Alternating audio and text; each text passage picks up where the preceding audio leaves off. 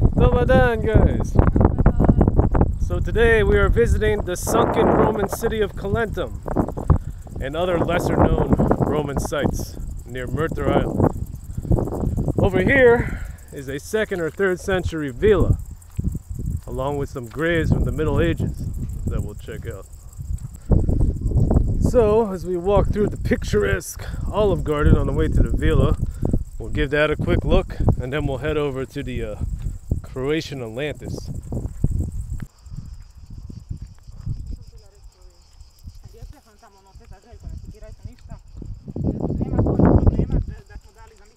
Me. Check it out as we head through the entranceway here. This would have been, you can imagine, the Roman courtyard that was here at one time. Over there are some graves from the Middle Ages that I'll check out quickly in a second. But there is the remains of a somewhat restored, albeit kind of poorly, Roman bath.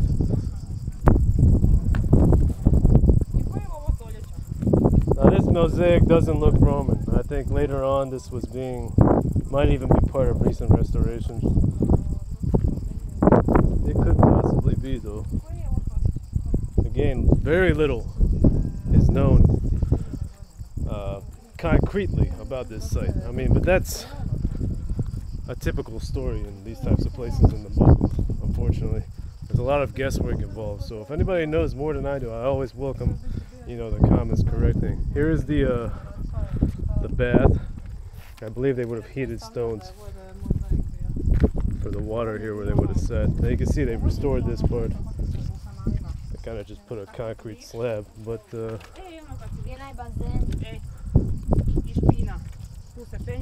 gotta get naked. You gotta poop next to each other too, like the Romans.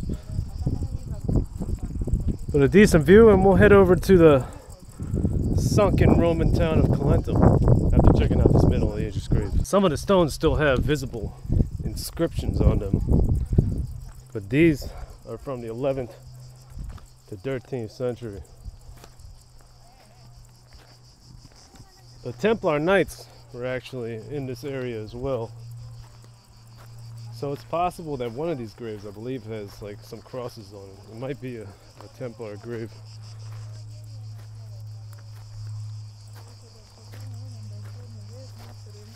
This is one of the main graves.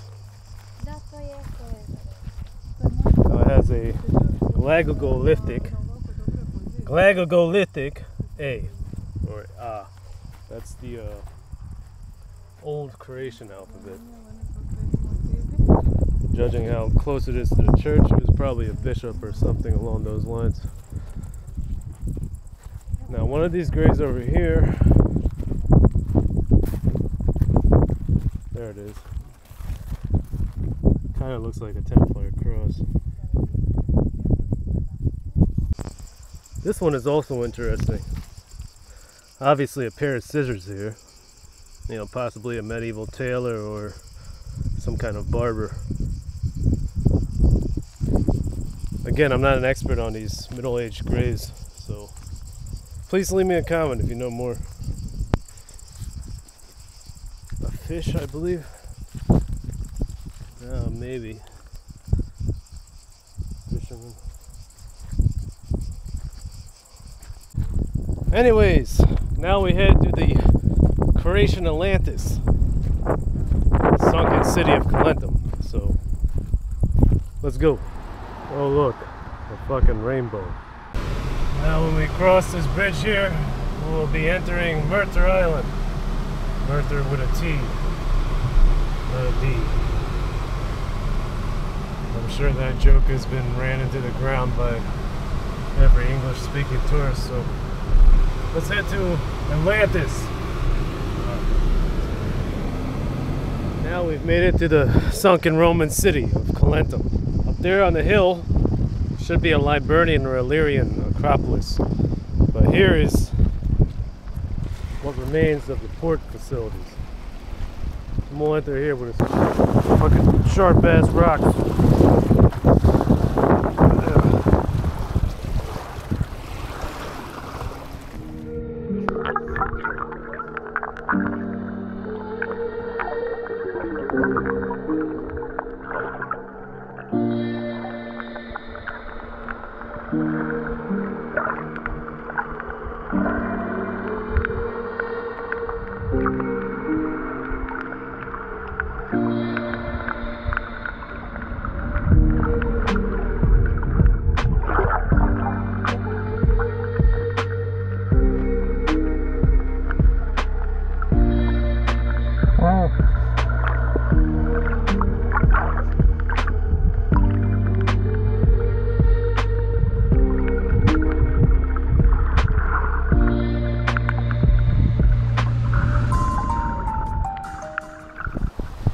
Well, other than finding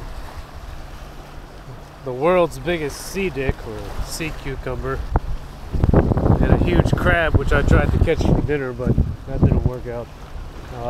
Anything that's still underneath there has probably been covered by sediment and other rocks. I saw a couple of those pieces that looked like maybe an urn.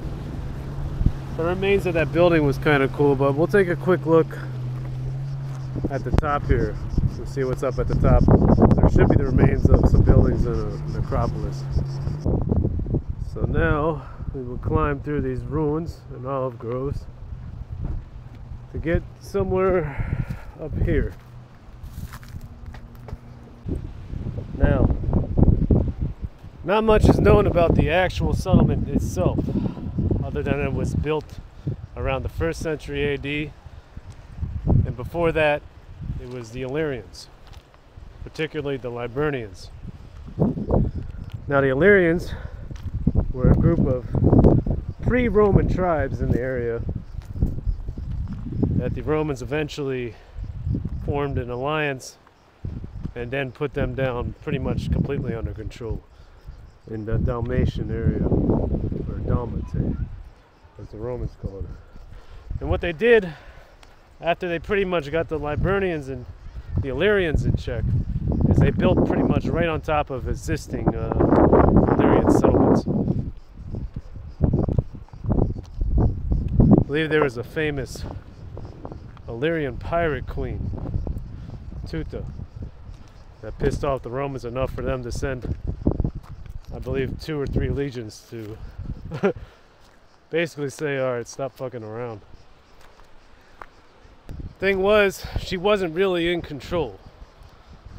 The Illyrians, as a group, were not a single entity. There was multiple tribes. So eventually the Romans just had to conquer them like they conquered everyone else in the area.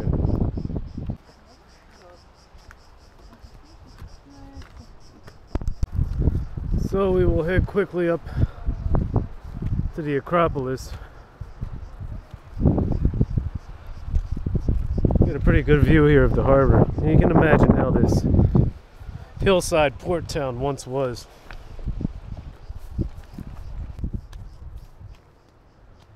Now these dry stone walls, even though they look super old, probably much more recent.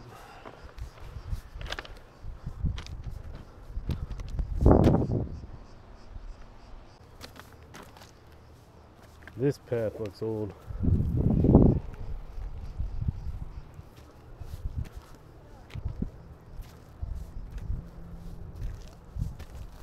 So the settlement originally went all the way to the top of the hill.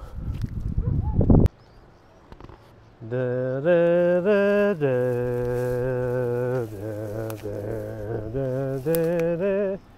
Yeah, I might add the non-copyrighted version of that song. I believe we made it to the area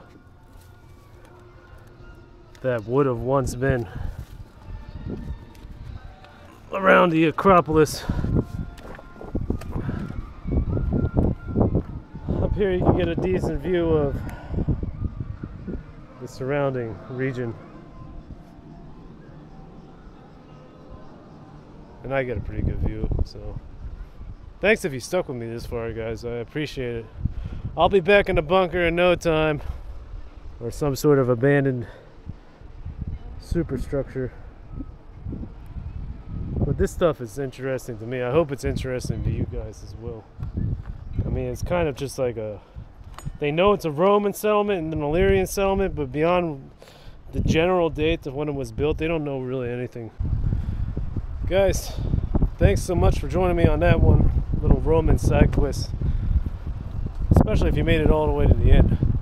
Really appreciate you watching, and most of all, I really appreciate you giving me your time, because you didn't have to give it to me.